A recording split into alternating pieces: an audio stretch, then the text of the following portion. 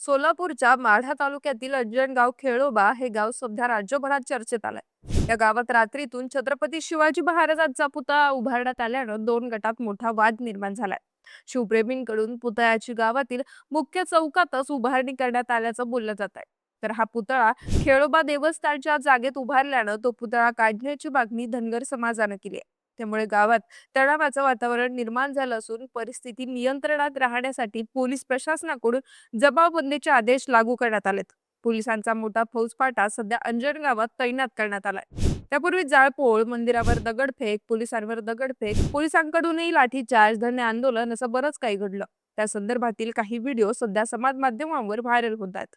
IPS अधिकारी अंजना कृष्णन यांनी देखील अंजन गावात जाऊन भेट देऊन संतप्त झालेल्या आंदोलकांची समजूत काढण्याचा प्रयत्न केला। पण बुधवारी रात्री 10 वाजण्याच्या सुमारास जवळपास तासभर गावात जमावाचा धिंगाणा सुरू असल्याचं कळतं। या पार्श्वभूमीवर पोलिसांकडून 3 जणांविरोधात गुन्हा दाखल करण्यात आला असून जमावबंदीचं कलम 144 लागू करण्यात आलाय।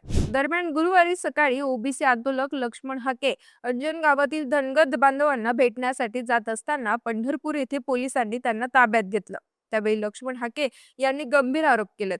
पण या ठिकाणी दोन गटात वाद होण्याचं नेमकं कारण काय आहे? गावातील धनगर बांधवांनी कोणत्या मागण्या केल्यात? शिवरायांच्या पुतळ्या आडून गावागावात सामाजिक संघर्ष निर्माण करण्याचे षडयंत्र नक्की कुणाचं आहे?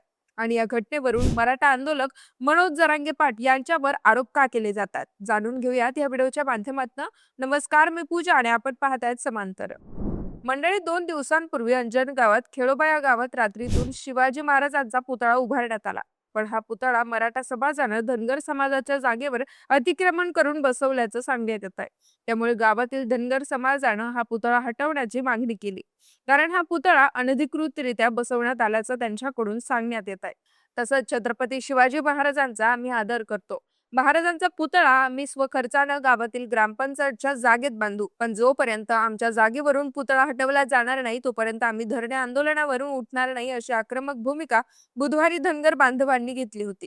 यावेळी आंदोलकांनी IPS अंजना कृष्णन यांच्याकडे पुतळा बसवणाऱ्यांवर गुन्हे दाखल करा, त्यांना अटक करा आणि आम्हाला न्याय द्या, अशी मागणी केली होती। तर महाराजांचा पुतळा कायम ठेवावा या मागणीसाठी दुसऱ्या गटानं टायर पेटून आंदोलन केलं। दरम्यान पोलिसांच्या बंदोबस्तात महाराजांचा पुतळा हटवण्याचं काम प्रशासनानं हाती घेतल्यानंतर वातावरण बिघडायला सुरुवात झाली। बुधवारी रात्री महाराजांचा पुतळा हटवण्यात येऊ नये म्हणून पुतळा बसवणाऱ्या गटानं थेट पोलिसांवर दगडफेक केल्याचं सांगण्यात येत आहे। जमावानं खेळोबा मंदिरावर देखील दगडफेक केल्याची चर्चा आहे। पण सोशल मीडियावर व्हायरल होणाऱ्या एका व्हिडिओमध्ये पोलिसच मंदिरावर दगड मारत असल्याचा दावा करण्यात येतोय। तर दुसरीकडे या घटनेला हिंसक वळण मिळाल्याचं पाहून पोलिसांनी गर्दीला पांगवण्यासाठी बळाचा वापर केला। पोलीस प्रशासनानं शिवप्रेमींवरती जबरदस्त लाठीचार्ज केला, असं म्हणत शिवप्रेमी आता या घटनेचा निषेध करताना दिसतात। तर गावात अनधिकृतपणे पुतळा बसवल्याप्रकरणी पोलीस प्रशासनाकडून दत्तात्रय पाटेकर, ओंकार चव्हाण आणि गजानन कृपाळ या 3 जणांवर माढा पोलीस ठाण्यात गुन्हा दाखल केलाय। दरम्यान या घटनेवरून ओबीसी आंदोलक लक्ष्मण हाके आक्रमक झाले असून त्यांनी बुधवारी सोशल मीडियावर व्हिडिओ शेअर करत गुरुवारी सकाळी अंजन गावात येत असल्याचं सांगितलं। पण गावात दाखल व्हायच्या आधीच पंढरपूर येथे पोलीस प्रशासनाकडून त्यांना ताब्यात घेण्यात आलं। यावेळी त्यांनी स्थानिक आमदार अभिजित पाटील यांच्यावर गंभीररित्या आरोप केलेत। त्यापूर्वी त्यांनी आपल्या व्हिडिओत सांगितलं होतं की धनगर समाजाचं आराध्य दैवत असणाऱ्या वीर खेळोबा मंदिराच्या ट्रस्टीच्या जागेवरती काही समाजविघातक शक्तींनी महाराष्ट्राचा आराध्य दैवत असणाऱ्या छत्रपती शिवाजी महाराजांचा पुतळा बेकायदेशीररित्या बसवला।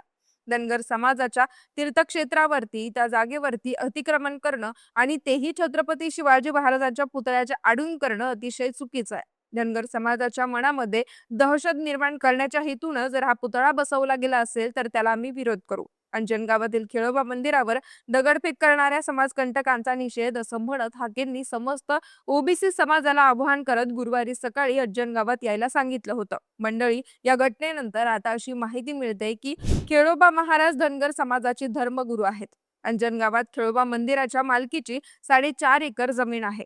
ही जमीन यात्रेसाठी वापरली जाते आणि कुस्त्यांचा फड नेमका जिथे भरतो तिथेच खोडसाळपणे शिवरायांचा पुतळा बसवण्यात आलाय। पुढच्याच महिन्यात खेळोबाची यात्रा आहे। 2.5 ते 3 लाख भाविक या यात्रेसाठी येतात। त्यामुळे नेमकं यात्रेच्या पार्श्वभूमीवरच पुतळ्याचं राजकारण केलं जातंय का, असा प्रश्न विचारला जातोय। तालुक्यातला कोणता पुढारी याच्या मागे आहे का, याची देखील चौकशी करण्याची मागणी आता होते।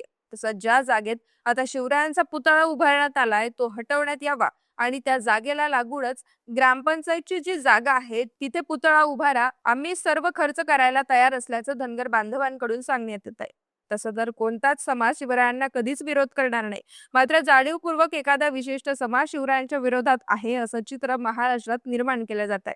जरांगेंचा उदय आणि पुतळ्याचं राजकारण हे एकत्रच पाहायला मिळत आहे आणि हा योगायोग म्हणता येणार नाही. जातीय द्वेषाचं बीज 2022 पासून पेरलं गेलंय, त्याचे गंभीर आणि दुर्गावी परिणाम महाराष्ट्राला भोगावे लागतील अशा संतप्त प्रतिक्रिया आता समाज माध्यमांवर उमटू लागल्या आहेत. काही हके समर्थकांकडून असाही आरोप केला जातोय की यापूर्वी बुलढाणा जिल्ह्यातील चिखला गावात देखील असाच प्रकार घडला होता. छत्रपती शिवाजी महाराजांच्या पुतळ्याला महाराष्ट्रात विरोध होऊ शकत नाही, पण पुतळा उभारण्यासाठीचे नियम न पाळता कुठल्या तरी समाजाला टार्गेट करण्यासाठी शिवरायांच्या पुतळ्याचा वापर होतोय.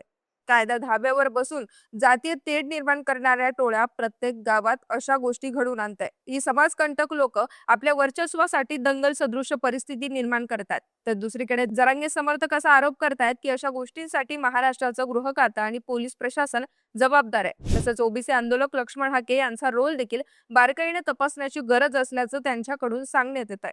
मग या संदर्भात तुम्हाला काय वाटतं?